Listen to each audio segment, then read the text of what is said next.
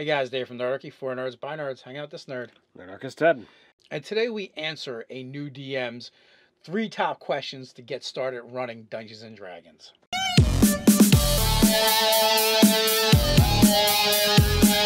Jump down in the description below where you can sign up for Nerdarchy the newsletter, get weekly gaming tips, as well as learn how to game with Nerdarchy. Recently, we had Christina ask in the Company of the Nag Facebook group that Nerdarchy runs a question, and basically she was asking about, I want to start DMing.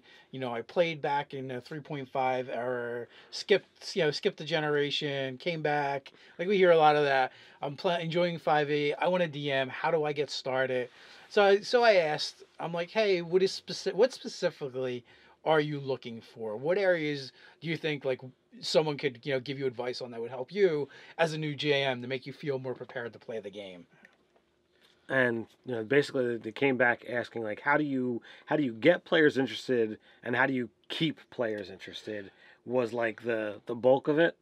So you wanted to know how to start the game, how to get it started, how to keep the players interested was one of the things as well, and she wanted to know what should she do to prepare for the game.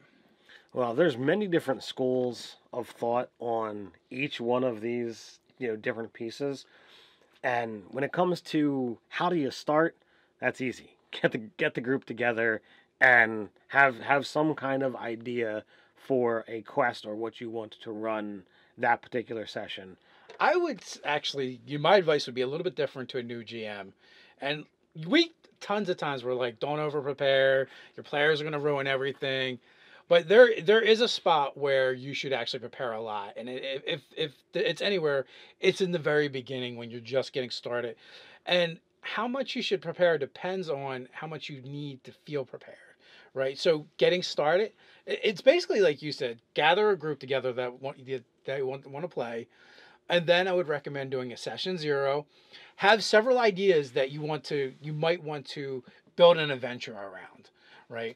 So, for instance, like this conversation went on a little bit more in the thread, and someone said kind of like that. What are the stories you like? What inspires you?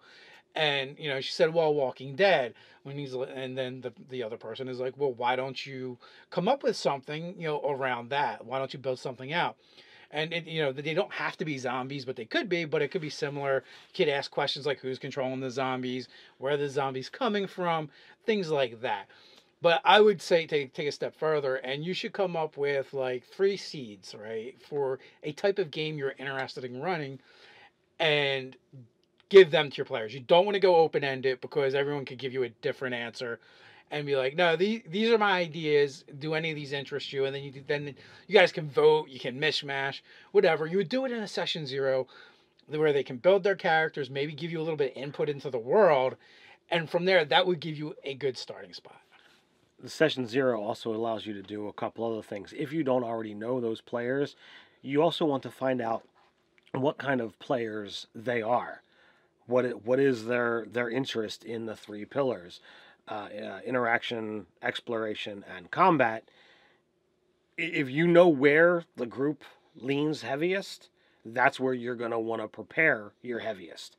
If you are a roleplay heavy DM and your players are all about the combat and you spend all this time coming up with 37 NPCs with motivations and ready to roleplay them all with different voices, and your players like, I just want to go fight something, you've kind of gone in the wrong direction.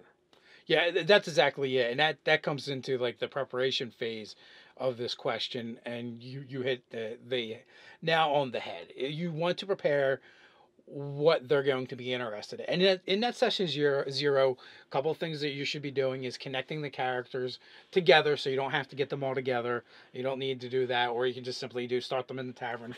Their tropes are good, and they're good for a reason. So that would be one way to go. The other thing is get pieces from their backstory and use those, right, when you're preparing. Include them in the adventure. Make them part of the hooks. This way you don't have to worry about whether they're going to take the hooks or not. And then, like you said, the style of game they want to play. You want to make sure you have those elements. Everyone might even want different things from the game. But that's okay, because you can mix and match, and you can find ways to actually mingle exploration, interaction, and combat into one encounter.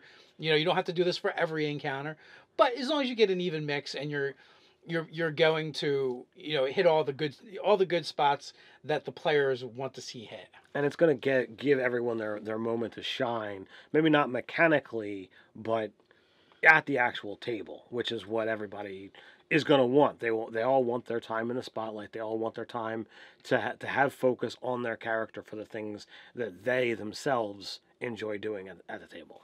Right. So in essence, they can shine in the experience, right? And you'll make it memorable, enjoyable for all of them. And this kind of leads back to the third part of the question, as Keeping them interested. how do you keep them interested? But the way you keep them interested is give them things they're interested in, right? Like we said, style play, very important. Match it up to your players. The other thing is use things from their backstory, things that they themselves have told you they're interested. Keep throwing them back out there, and that's going to keep them wanting to continue to play and coming back for more. And there is always, for the keeping interested, is the ye old shotgun method. If you throw enough stuff out there, they will eventually bite on something that they're interested in and allow them to run with it. Because there's times that, I know yourself, more so than I, but definitely, I've done it as well, where you put out something and it just gets overlooked. Oh, I put out something, oh, well, I'll come back to that. And the characters will make notes, and they'll be like, oh, well, I want to come back to that, or I don't want to worry about that. And you have all these interlocking, or maybe not interlocking, but you have all these pieces that are out there. And if you do something with it, or if the players do something with it, great.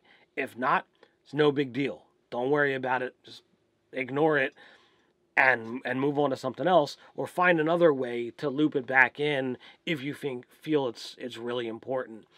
But there's so many ways to get players interested, as Dave says, looping things in from the character's backstory, or just literally listening to what your players say of what the players actually want, or what the characters want, or what's actually going on in the game. It's gonna unravel, and it's going to show you what they want to do just by playing the game. And doing that is going to keep them interested if you're giving them what they want. Yeah. The other thing is, don't stay married to your ideas and the things you come up with, because in the process of playing the game, and if you're listening to your players, like, they may come up with ideas and conclusions that are vastly different than the one you initially planned, and it's okay to change it, because that's going to be so much more rewarding to your players when they get the aha moment, like, I knew it all along, right? But you just changed it because you thought, oh, that's actually a cool idea, that's more interesting, or oh, this will be fun for them when they realize that they figured it out. When your players come up with more ingenious or interesting ideas than what you have planned, it is so much better to run with their idea than yours, because, as Dave says, that I got it right, is awesome and very fulfilling for players, and they're going to want to play in your game at your table much more often because they figured it out. Even though they didn't really figure it out, you stole their idea. And that's, in essence, that's what it is too. And I know some people think that, oh, well, they're not going to like my games as much if they feel like they're always outsmarting me and figuring things out. But that's the opposite is what I've found is true. I find that other people, like, they feel better about themselves. They're like, oh, I outsmarted the DM again. and I know it's hard for some DMs to put aside pride and ego and be like, oh no, I want to get them. I want to surprise them. And it's cool to do that, but if you pick and choose your battles, that will go a long way to enhancing the experience at the table for everyone. Me personally, as a DM, I like to see my players having fun and enjoying themselves. Maybe once upon a time I used to like to use gotcha moments and be a gotcha DM, but that's what I learned is, after a while, it's just not a fun way to run the game, and you're the only one that generally enjoys that. Now you can still challenge them just because they came up with what the big bad is going to be, or what the obstacle is. You can still challenge them with it, and it doesn't have to be a pushover necessarily. Even when you have the players come up with what the end thing is, that still doesn't necessarily make it any easier for them to overcome the challenge. It just, the idea is there. And was it the player, was it the character who said something? And I've seen arguments over that as well. Just as Dave says, it's a game. We're meant to have fun with it, so go have fun with it. And not only that, too, there's no reason why you can't make their idea your own. Like, you can change it and add little twists to it that they weren't expecting. So then it's like, oh, they're mostly right, but that won't matter to them. They'll just feel right. And then you do a little twist or a turn on their idea or change it up just a little bit.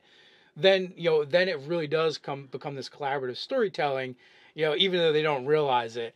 And, and not only that is they pretty much figured it out, but then you were able to surprise them anyway with something that was like unique, fun, interesting, or they haven't seen yet. So, a good DM is just going to kind of roll with it and let his players have fun, let them have some wins, go in the direction they want to go in, let them kind of pick their path. It's like one of those books when you're a kid, choose your path. Choose your own adventure books. Yeah, and you have all these different things. I will say, like, one word of caution to doing one of the things that I do, Ted brought up. I'm a veteran DM, and I've been DMing for quite some time now, so it's not really a big deal when I do it. But if you're going to throw out a lot of hooks, that can be a little bit difficult because then you don't know what to prepare if you're a DM that needs to prepare things. So I would move into that territory slowly, and as you get more experience and you get better at running improv and doing things on the fly, then you can do more and more of that. So what do you guys think? Do you have any other advice that we wound up missing? There's a great place to do that. And that's down in the comments below. While you're down there, don't forget to like, share, and subscribe. You can check us out over at nerdarchy.com. So until next time, stay nerdy.